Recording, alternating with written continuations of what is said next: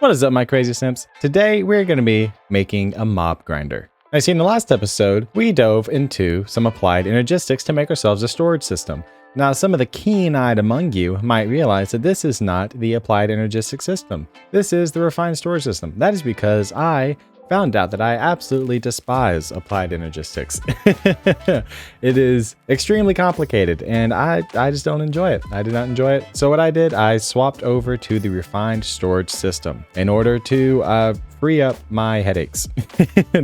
To relieve myself of my headaches. But I've got all of our stuff in here. I've got some crafting set up, some auto crafting set up. I got it hooked up to our essence farm and we are all good to go with our system. I'm going to do a lot of upgrading off camera of this system, so you probably won't see much of that.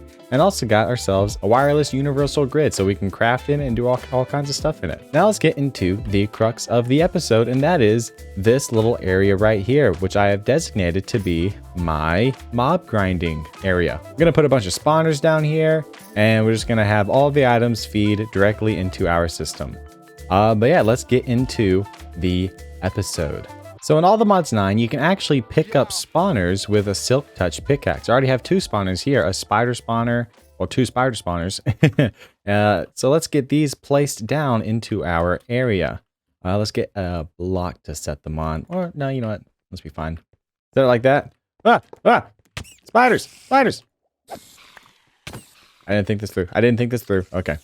They can't get the hole. So that's what we're going to be doing first, is we're going to be going around and picking up these different spawners. It doesn't matter which spawners we pick up because we can change them later with spawn eggs.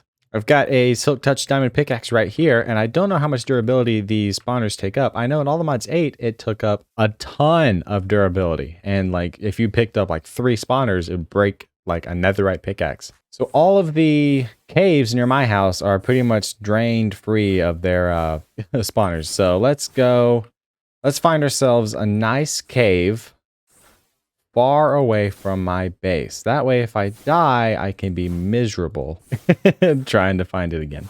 Ooh, look at this. This seems pretty nice. Never mind. Okay, let's go over here. Nope, just water. All right, I'll be back. I'm going to find a cave for us. Ah, here we go. Some monsters. Whoa, spider. So I found ourselves a cave, but we're not going to be finding any spawners this high up in the cave. So we got to find our way down into we got to get to deep slate level. So maybe if we follow this lava here. Aha, our very first spawner. Ow. Whoa, what's happening? What's happening?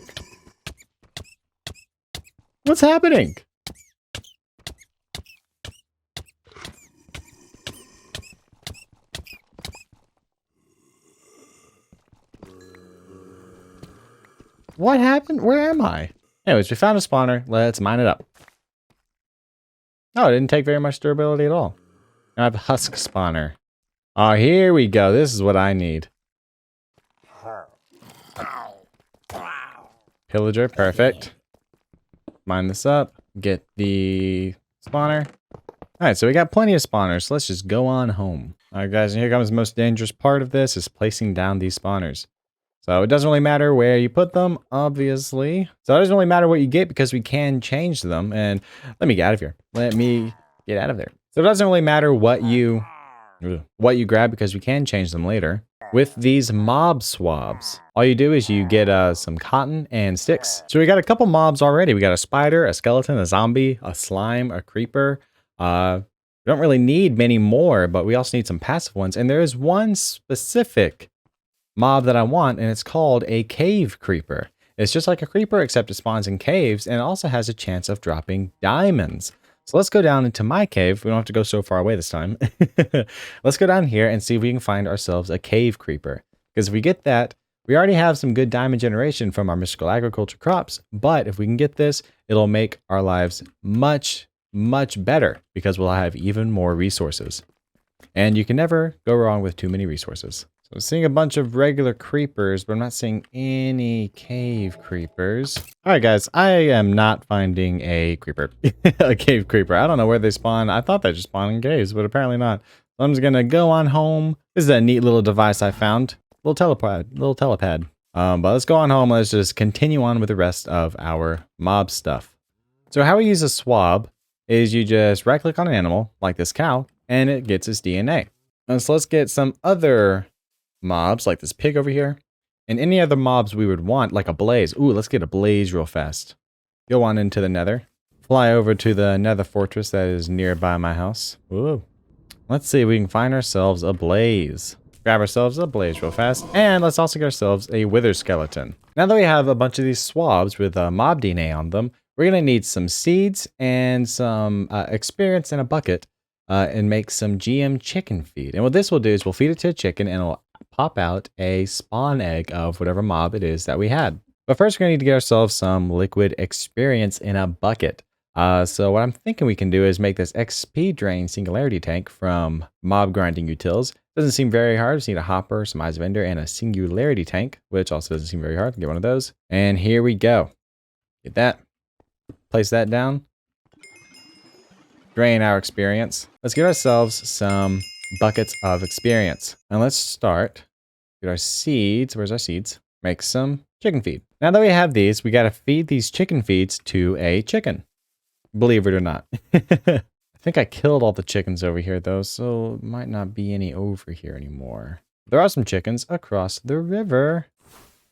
Come here, chickens. Bok bok. So what you do with this chicken feed, you just right click on a chicken with it. Come on.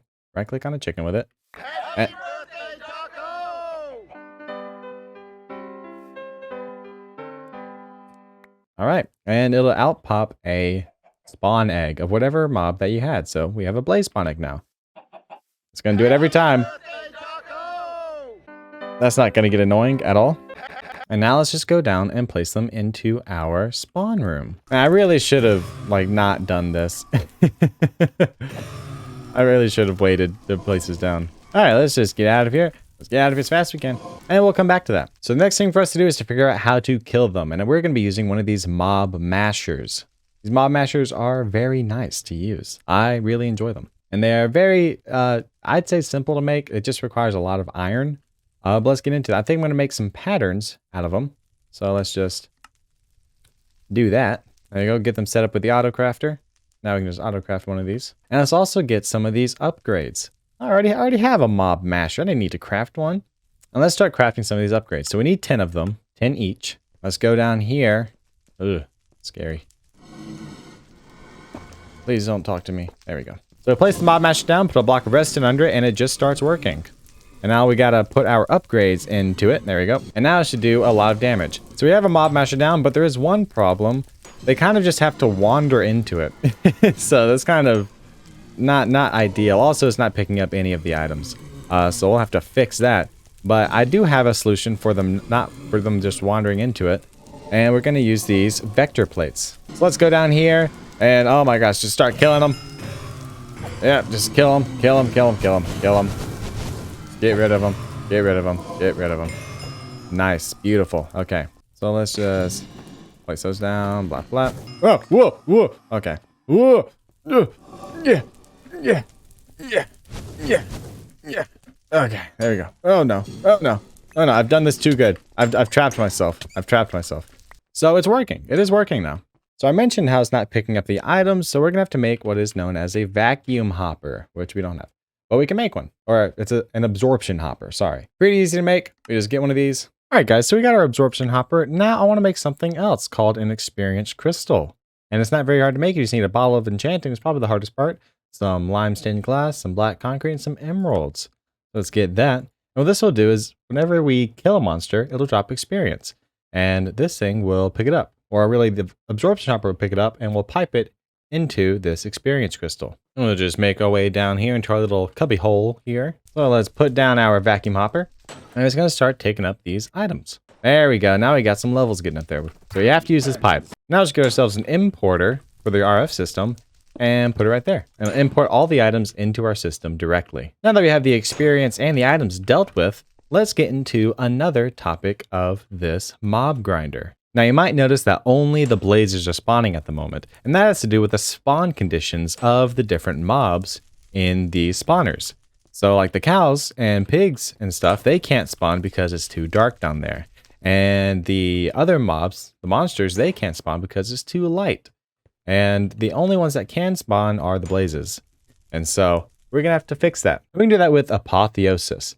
Apotheosis allows us to modify the spawners with different items. So if we give, let's say, a spawner a conduit, it'll ignore players, which means it doesn't need players nearby, which that is pretty nice. If we give it a soul lantern, it'll ignore light. Doesn't require a certain light level, which is also really nice. Or we could just give it a dragon egg, and that will make it ignore conditions entirely. So it doesn't need any spawn conditions, it'll just spawn. And we can give it stuff to make items spawn faster, and we can make it spawn more entities. We can make it have no eye or make them quiet, or, reduce the spawn delay, a bunch of stuff. It is pretty expensive though, so I'm gonna have to do some farming to do that. But what I want to do right now is I want to get some dragon eggs so that we can make it ignore spawn conditions, which we don't have any dragon eggs. So we're gonna have to go over to my lovely friend Wazaf, which you haven't checked him out, you should check him out. So Wazaf has killed the Ender Dragon, which means that we didn't. And he has what are known as Ender Dragon data models from hostile neural networks. And what they do is they generate loot based off of the mob that is connected to the data model, which is a really cool thing, and I do want to get into it eventually. But what we can do with that, or what he has done with that, is he has made an Ender Dragon data model and is making these dragon eggs. So let's just take a couple of them. Not too many though. That should be good. All right, so we got ourselves 11 dragon eggs. I hope he's okay with that. Thank you, Wazaf. Everyone say thank you. And let's return on home. All right, so now we got ourselves some dragon eggs. Let's go back into our room here. Step on into it and shift right-click these on. Right-click these onto the spawners. Oh no. There we go. Now all these mobs are going to start spawning. Oh, looks like these slimes are a little too big. So it looks like we're going to have to change the slime spawner to our sheep spawner because these slimes are just a little bit too big. Oh no, oh no. Oh no. Oh, I'm too good at my job. Too good. Oh, stop it. Oh, no, it's on there. Stop. Oh, please. I can't turn this off. Oh my gosh. How in the world am I supposed to? Oh. Okay. Get away from me. Okay. No. And look at that, guys. We got ourselves a nice little mob grinder. Now, there's still a couple things I need to tweak on it, add some upgrades, but for the most part, this is a really nice mob grinder. It's going to get us a ton of resources. Now, if you're doing this at home, I really recommend having a storage system because this will fill up your inventory extremely fast. I'm talking extremely fast. I mean, just looking at our system, we have 1.3 thousand blaze rods, and this has been running not very long.